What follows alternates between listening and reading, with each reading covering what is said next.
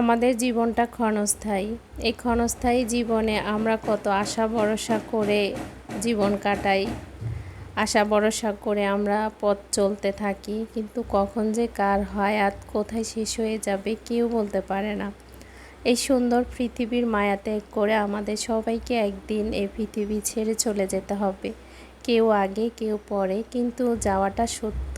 পৃথিবীর সব কিছু মিথ্যা হলেও মৃত্যুটা কিন্তু সত্য, আর মৃত্যুর স্বাদ সবাইকে একদিন পেতে হবে। আল্লাহ পাকের কাছে সব সময় দোয়া করি, আল্লাহ যাতে আমাদের স্বাভাবিক মৃত্যু দেয়। অস্বাভাবিক মৃত্যু আমরা কেউ কামনা করি না, মর্মান্তিক মৃত্যু আমরা কেউ কখনো কামনা করি না। আজকে সেরকম একটা মর্মান্তিক দুর্ঘটনার কথা আপনাদের সাথে আমি এই ভিডিওতে শেয়ার করব। আশা করি আপনারা সবাই আমার সাথে থাকবেন। আসসালামু আলাইকুম, welcome back to my channel. কেমন আছেন আপনারা সবাই? আশা করি যে যেখানে আছেন অনেক ভালো আছেন, সুস্থ আছেন। দোয়া করি আল্লাহ যাতে আমাদের সবাইকে হেফাজতে রাখে, সুস্থ রাখে, আর দিনের শেষে কর্মস্থল থেকে যাতে আল্লাহ সবাইকে ভালোভাবে ভালোবাসার মানুষের কাছে ফিরে আনে, এই দোয়া করে আজকের ভিডিওটি আমি শুরু করেছি। সকাল থেকে আজকে ভিডিওটি আমি আপনাদের সাথে শেয়ার করতে যাচ্ছি। সকাল সকাল ঘুম থেকে উঠে আল্লাহর ইবাদত শেষ করে বিসমিল্লাহ পড়ে ঘরের কাজকর্মে হাত দিয়েছি।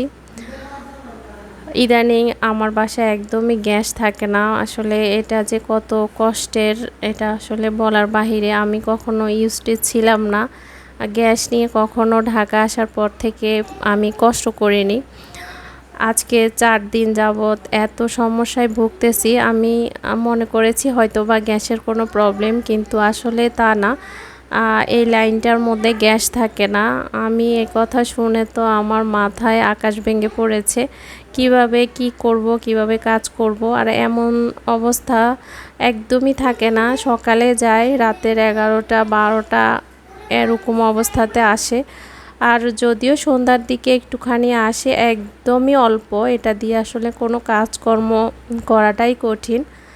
আর আমি আসলে অতটা ইউজড টু না, যেহেতু কখনো গ্যাসের সমস্যায় আমাকে পড়তে হয়নি, এজন্য আমি বুঝতে পারতেছি না কিভাবে কি করব। তো দেখা যাক সামনে কি করব, একটা তো ব্যবস্থা করতে হবে। আমার মনটা ভীষণ খারাপ, একদমই কাজকর্ম করতে ইচ্ছা করে না। তারপরও কি করব, কাজ তো করতে হবে। আল্লাহ পেট দিয়েছে, রান্না বান্না করতে হবে, খেতে হবে, বাচ্চা সামলাতে হবে, সব কিছুই করতে হবে। আল্লাহ আমাদেরকে সেই ধৈর্য দিয়েছে সব কিছু মোকাবেলা করার।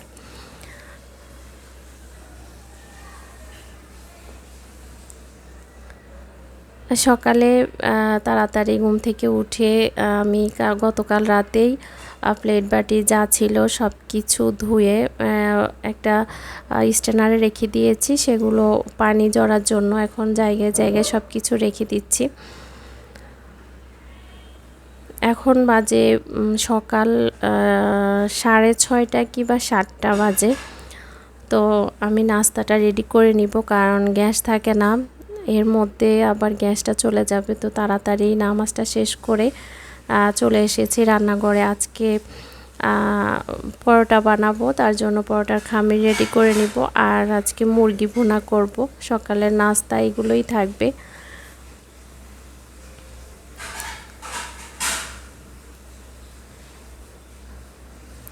আজকে ভয়েস দিতেও ইচ্ছা করে না, তারপরও কি করব, এটা তো আমার একটা কাজ।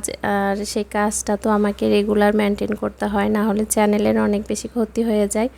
এই জন্য আসলে আজকের ভিডিওটি দিচ্ছি, না হলে একদমই মন চায়নি ভিডিওটি দেওয়ার, একদমই ইচ্ছা করেনি। আর আজকের ভিডিওটা দিতেও আমার অনেক লেট হয়ে যাবে, প্রায় 10টা বেজে যাবে রাতের। তো সবাই প্লিজ দেখবেন, আর ভিডিওর শুরুতে সবাই একটা লাইক দিবেন। আপনাদের একটা মূল্যবান লাইক আমার ভিডিওটাকে অসংখ্য আপু ভাইয়া আন্টি আঙ্কেলের কাছে পৌঁছে দিবে। আর যারা নতুন আমার চ্যানেলে আসেন, আপনাদের কাছে যদি আমার ভিডিওটির কোনো অংশে একটু ভালো লেগে যায়, তাহলে প্লিজ আমার চ্যানেলটি সাবস্ক্রাইব করে পাশে থাকা বেল বাটনটি অন করে দিবেন। এতে করে আমি যখন নতুন কোনো ভিডিও দিব, আপনারা সেটা সময় সুযোগ করে দেখে নিতে পারেন। এই কাজগুলো যারা অলরেডি করে ফেলেছেন তাদেরকে অসংখ্য অসংখ্য ধন্যবাদ। আর যারা নতুন আসছেন অবশ্যই কমিউনিটিতে একটা লেটার রেখে যাবেন, এতে করে আমি আপনাদেরকে খুঁজে পেতে অনেক বেশি সহজ হবে। এই কথাগুলো প্রতিদিন বলি, তাই না? হয়তো বা আপনাদের কাছে শুনতে ভালো লাগে না, কিন্তু কি করব বলেন, এগুলো বলতেই হয়।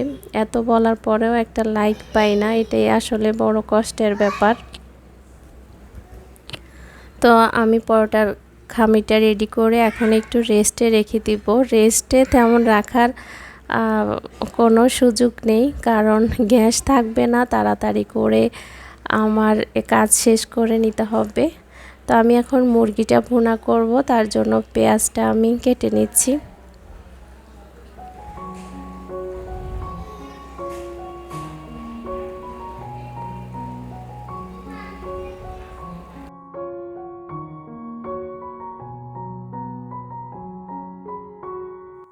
আজকে আমি ব্রয়লারের মুরগি ভুনা করব। আমি মুরগিটাকে একদমই ছোট ছোট করে কেটে নিয়েছি। আর এখন চুলায় কড়াই দিয়ে তারপরে সব মশলা একসাথে আমি এখন কষিয়ে নিয়েছি। আদা বাটা, রসুন বাটা, জিরার গুঁড়ো, হলুদের গুঁড়ো, মরিচের গুঁড়ো আর হচ্ছে গরম মশলা, এগুলো দিয়ে আমি এখন ভালো মতো কষিয়ে নিচ্ছি। ফার্মের মুরগি খেতে কিন্তু ভালো লাগে যদি আমি ভুনা করি। একদম কালো কালো করে আমি ভুনা করে নিলে এটা কিন্তু আমার কাছে ভীষণ ভালো লাগে। আয়ান তেমন একটা পছন্দ করে না, ওর কাছে মুরগিটা একটু আঁশ লাগে, এই জন্য বাসায় তেমন একটা কিনা হয় না। অন্য কিছু করে খায়, চিকেন টিকেন এগুলো করে খাওয়া হয়, কিন্তু রান্নাটা কমই করি। আর ওর পাপাও তেমন একটা কিনে না, কারণ আয়ান খেতে পারে না, এই জন্য। তো আজকে ভাবলাম একটু পরোটার সাথে খাবো, আর আমার কাছে ভালো লাগে পরোটার সাথে, লুচির সাথে মুরগি ভুনা আমার অনেক পছন্দ। তো মুরগিটা আমি বসিয়ে দিয়েছি, আর এইদিকে কিছু টুকিটাকি প্লেট বাটি হয়েছে, থালা বাটি আর কি, এগুলো আমি ক্লিন করে নিই। রান্নাঘরের কাজ ফেলে রাখলে কাজ আসলে কমে না।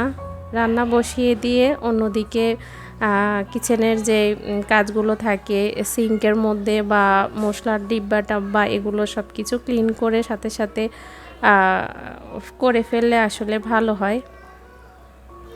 এতে করে রান্নাঘর থেকে তাড়াতাড়ি আমরা বের হতে পারি, না হলে কাজ এলোমেলো লাগে, যেটা আমি সবসময় করে থাকি। একদিকে রান্না করি, আরেকদিকে কিচেনের যে কাজগুলো থাকে বাড়তি, সেগুলো আমি কমপ্লিট করে নিই। আমরা যারা এক হাতে কাজ করি বা যাদের হেল্পিং হ্যান্ড নাই, আমরা তারা এভাবে কাজ করলে আমাদের কাজগুলো তাড়াতাড়ি হয়ে যায়। আর একটা কাজ তো না, আমাদের সংসারের বিভিন্ন কাজকর্ম থাকে, সারা দিনে কাজ করতে থাকি, কাজের কোনো শেষ নেই। একটার পর একটা মনে হয় যেন আমার জন্য রেডি হয়ে থাকে। এই তো এদিকে মুরগিটা রান্না করা হয়ে গেছে, আমরা নাস্তা করে নিব। তো সেগুলো আর আপনাদের সাথে শেয়ার করা হয়নি। এই ভিডিওটা ছিল আরও আগের, যেদিন জ্বর হয়েছিল আমাদের দেশে, সেটার পরের দিনের ভিডিও। তো আমার মামাতো বোন আর আমরা দুইজন বের হয়েছি একটু ঘুরতে, কারণ ওয়েদারটা এত ভালো ছিল আর রাস্তাঘাট এত পরিষ্কার, গাছগুলো একদম পরিষ্কার পরিচ্ছন্ন হয়ে সবুজে ভরে গেছে, মনে হয় পুরো ঢাকাটা এত ক্লিন লেগেছে। এই জন্য আমরা দুই বোনে বের হয়েছি। এখন যাচ্ছি আমরা টিএসসির দিকে, ওই দিক থেকে ঘুরে তারপরে আমরা আসব। 11 তলার ছাদ থেকে পড়ে কিভাবে নিজের জীবনটা দিয়ে দিল, সেটাই আজকে আপনাদের সাথে আমি শেয়ার করব। আমার বিল্ডিংয়ের পাশের বিল্ডিংয়ের কনস্ট্রাকশনের কাজ চলে, সেখানে 11 তলা একটা ভবনের কাজ শুরু হয়েছে আরও আগ থেকে। তো সেখানে অনেক শ্রমিকে কাজ করে, সবাই আশা ভরসা করেই এসেছে প্রিয় মানুষকে ভালো রাখার জন্য, তাদেরকে দুই মুঠো ভাত খাওয়ার জন্য। কিন্তু সেই লোকটা কি ভেবেছে তাকে লাশ হয়ে বাড়িতে ফিরতে হবে? কেউ আসলে এটা ভাবে না। বিল্ডিংটার কাজ প্রায় শেষ হয়ে গেছে, 11 তলারই কাজ চলছিল। তো সব শ্রমিকই উপরে কাজ করতেছিল। তখন বাজে দুপুর 12:30।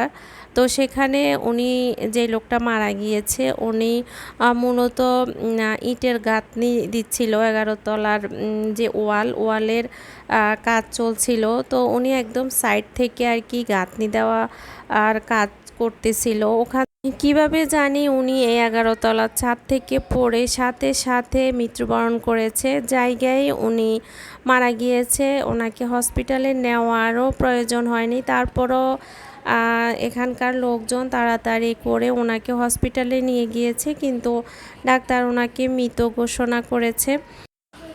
ওখানে অনেক মানুষের ভিড় হয়েছে, মানুষজন এসে জড়ো হয়েছে, চিল্লাচিল্লি যা হওয়ার আর কি তাই হয়েছে। কিন্তু মানুষটা তো এই পৃথিবী ছেড়ে চলে গেছে, হয়তোবা কারোর ভুলের কারণে এই দুর্ঘটনাটা ঘটেছে। এটা তো আসলে আমরা কেউ আশা করি না।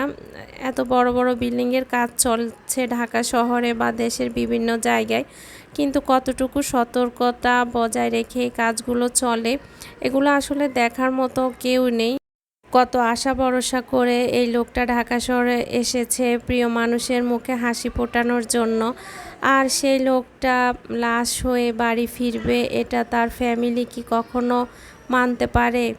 এটা যে কত কষ্টদায়ক তার ফ্যামিলির জন্য, এটা আসলে খুবই কষ্টদায়ক একটা ব্যাপার।